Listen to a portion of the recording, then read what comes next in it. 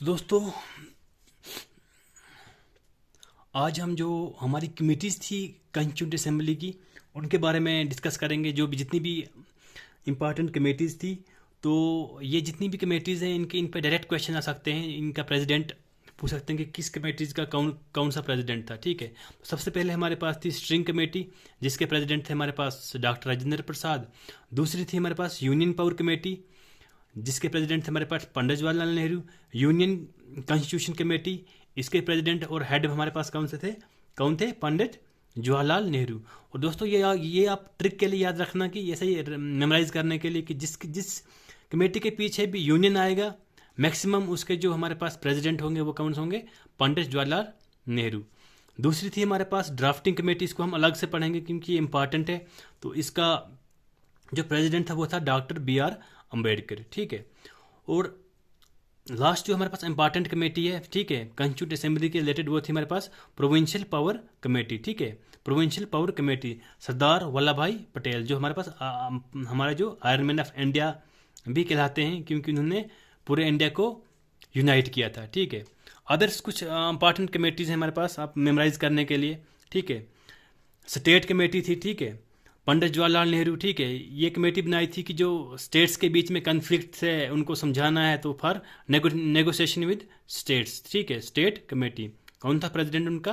पंडित जवाहरलाल नेहरू।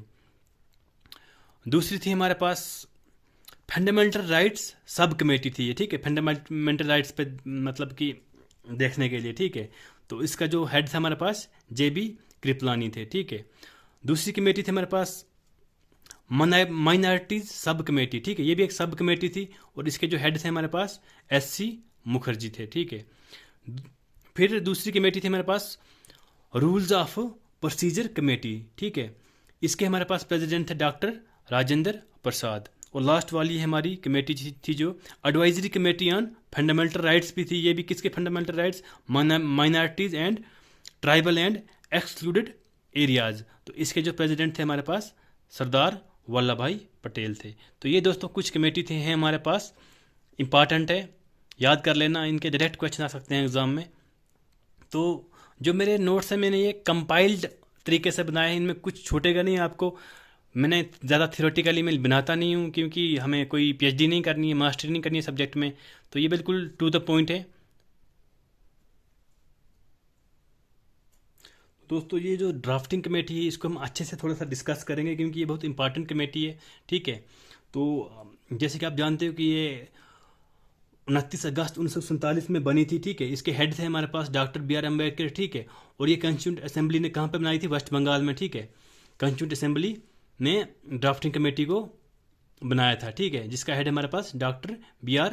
अम्बेडकर था। ठीक है, इसके कुछ मेंबर्स याद रखेंगे, हम पूछ सकते हैं कि जो ड्राफ्टिंग कमेटी थी उसके इनमें से कौन से मेंबर उसके थे या नहीं थे। ठीक है, तो पहला है हमारे पास डॉक्टर B.R. अम्बेडकर। जो ये 3-4 हैं, ये हम ये जो स्टार्टिंग के 3 हैं, इनको आप याद रखना, क्योंकि ज़्यादा इंपॉर्टेंट है। जो मेन कैरेक्टर्स हैं इसमें, डॉक्टर B.R. अम्बेडकर, ठीक है, जो कि प्रेसिडेंट भी थे। N. गोपाल स्वामी अयंगर थे। ठीक है, अलादी कृष्णा स्वामी अय्यर थे। ठीक है, कन्हैया लाल मानिक मुंशी थे।